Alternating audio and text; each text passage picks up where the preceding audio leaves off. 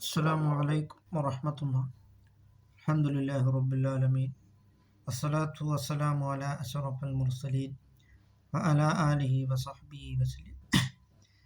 ഒരിക്കൽ മുഖറബുൽ അംലാഖ് മലക്ക് ജിബ്രീൽ അലൈഹി ഇസ്ലാം പുണ്യ നബി സല്ലല്ലാഹു അലൈഹി വസല്ലം തങ്ങളോട് വന്നുകൊണ്ട് പറയുകയാണ്, ഒരു സഹാബിയെ ചൂണ്ടിക്കണ്ട് ഇദ്ദേഹത്തിന് ഇനി 1 മണിക്കൂർ സമയം കൂടിയേ ബാക്കിയുള്ളൂ എന്ന്. അത് ജിബ്രീൽ അലൈഹി ഇസ്ലാം വന്നുകൊണ്ട് നബിതങ്ങളോട് പറയുകയുണ്ടായി. അതിനാൽ നബിതങ്ങൾ അദ്ദേഹത്തോടൊന്ന് ഈ കാര്യമൊന്ന് സൂചിപ്പിക്കുവാൻ മുഖറബുൽ അംലാഖ് മലക്ക് ജിബ്രീൽ അലൈഹി ഇസ്ലാം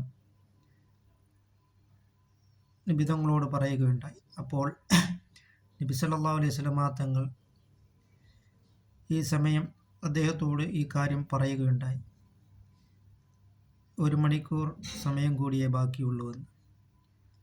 അപ്പോൾ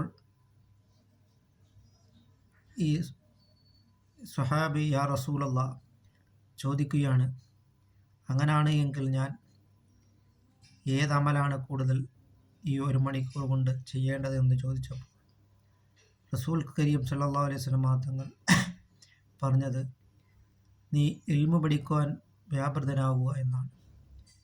അങ്ങനെ ഈ സ്വഹാബി പുണ്യ നബി സല്ലല്ലാഹു അലൈഹി വസല്ലം തങ്ങളുടെ അവിടുത്തെയുടെ മുഖത്തിൽ നിന്നും അവിടുത്തെയുടെ നാവിൽ നിന്നും വരുന്ന ഇൽമുകൾ കേൾക്കാൻ വേണ്ടി, ഇൽമു പഠിക്കാൻ വേണ്ടി നിബിതങ്ങളുടെ അടുക്കലേക്കും സ്വഹാബത്തിൻ്റെ അടുക്കലേക്കും പോവുകയാണ് ഉണ്ടായത്.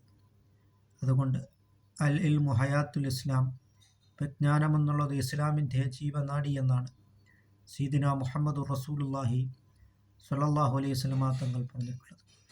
അതുകൊണ്ട് നാം വിജ്ഞാനങ്ങളെ ധാരാളമായി കരസ്ഥമാക്കുവാനും അത് നാഫിയാക്കുവാനും നാം ശ്രമിക്കുക.